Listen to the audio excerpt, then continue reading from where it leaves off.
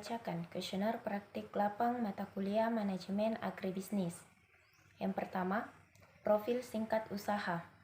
Nama usaha yaitu pembuatan tahu putih atau pabrik tahu Maju Jaya.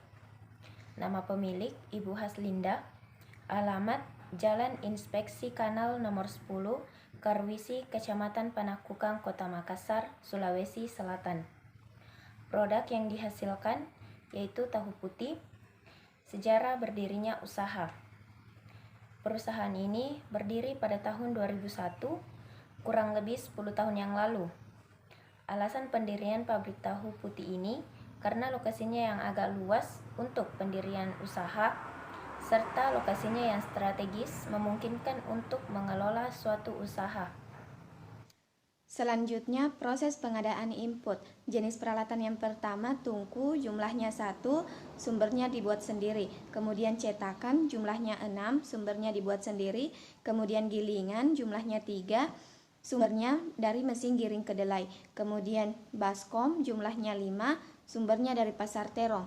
Kemudian ember, jumlahnya 5, sumbernya dari pasar terong. Kemudian kain saringan, jumlahnya 1, sumbernya dari pasar terong. Kemudian mesin goreng jumlahnya 1, sumbernya dari toko mesin Maxinda. Kemudian pisau jumlahnya 2, sumbernya dari pasar terong. Saya akan menjelaskan proses pembuatan tahu.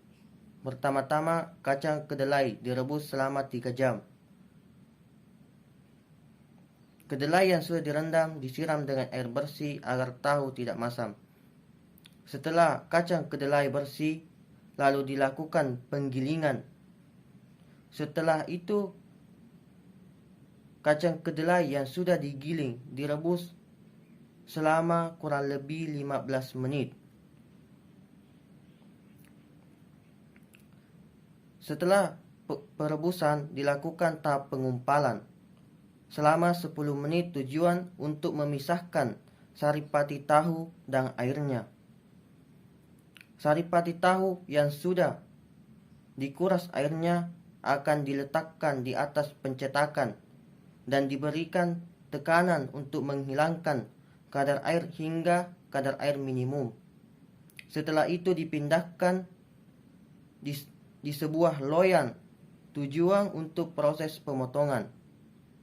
Setelah proses pemotongan, tahu siap dikemas dan dipasarkan. Selanjutnya, pengemasan pada tahu putih. Pengemasan pada tahu putih menggunakan plastik secara vakum dan tidak vakum. Kemudian diberikan perlakuan panas dengan tingkat waktu yang berbeda-beda, mulai dari 30 menit, 60 menit, hingga 90 menit. Lalu disimpan selama belasan hari dengan suhu ruang.